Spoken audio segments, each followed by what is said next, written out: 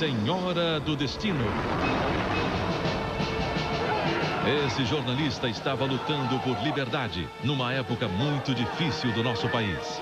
Tire esse comunista da minha frente! Mas mesmo no meio desse pesadelo, ele acabou encontrando uma linda jovem.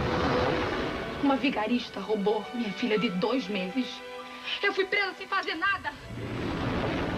E se encantou pela sua coragem. Um dia, a gente ainda vai se encontrar. Eu quero. Eu também.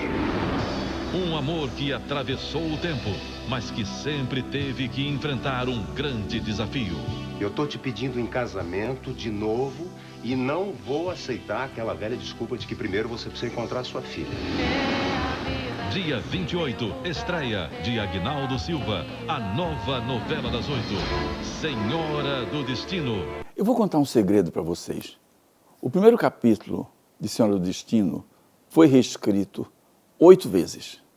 Não pensem que aquilo brota do nada e na primeira versão eu já acho que está pronto e acabado. Não.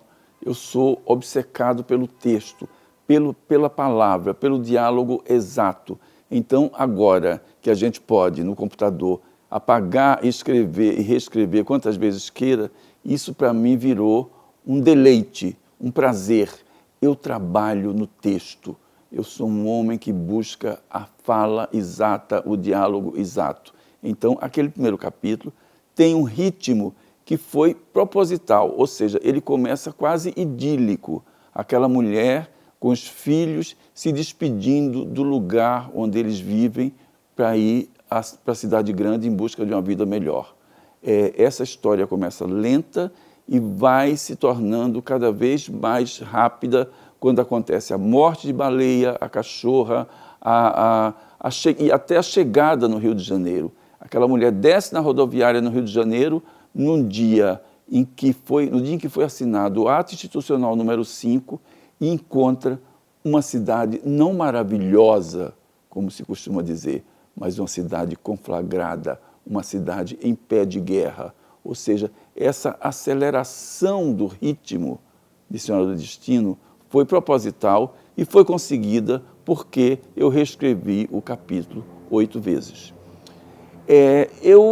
Quando eu vi a novela pronta e no ar, exatamente no capítulo em que há essa conflagração no Rio de Janeiro, ou seja, as pessoas na rua, tanques, tiros, gás lacrimogêneo, correria, prisões, eu vi esse capítulo com uma amiga minha que estava com o filho ao lado. O filho era um garoto de 12 anos, 13 anos, não sei, 14, sei lá. E, a certa altura, ele perguntou assim, mãe, houve uma guerra no Rio de Janeiro?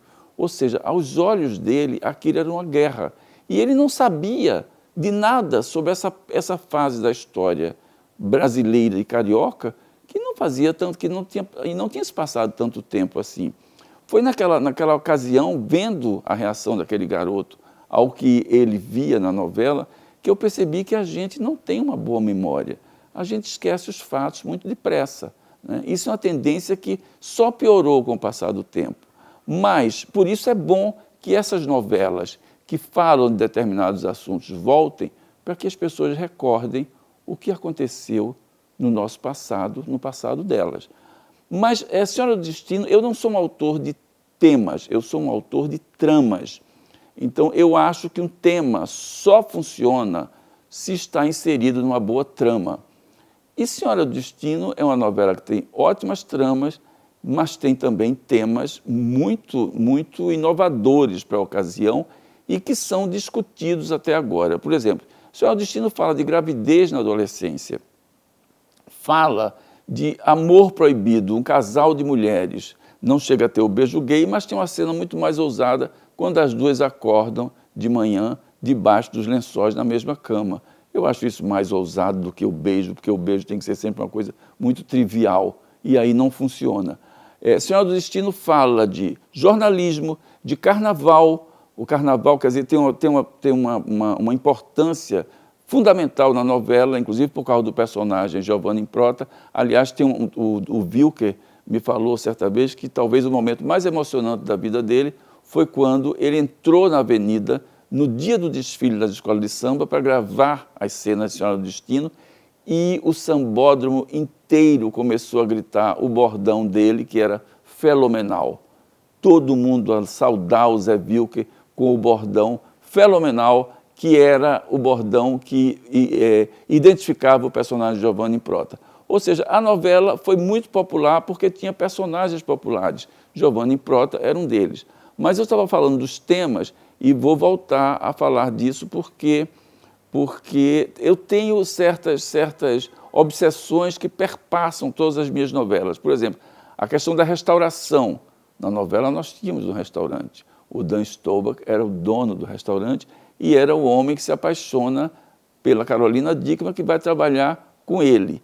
E nesse personagem eu coloquei uma característica muito especial, que é o seguinte: ele é o suposto mocinho da novela, que tem que ser forte, duro, e, na verdade, ele é um homem super sensível. Uma das cenas mais marcantes da novela é quando a Carolina Dickmann diz para ele que está grávida e a reação dele é desmaiar. Isso era novidade, era um personagem que fugia totalmente às regras e que as pessoas amaram. Então, a novela era uma novela de tramas, mas era uma novela de temas, só que os temas eram todos inseridos numa boa trama. Esse é o segredo de você falar de todos os assuntos, de qualquer assunto, desde que você o coloque de uma maneira muito real na novela. Senhora do Destino teve isso e, graças a isso, ela foi também, por causa disso, um sucesso.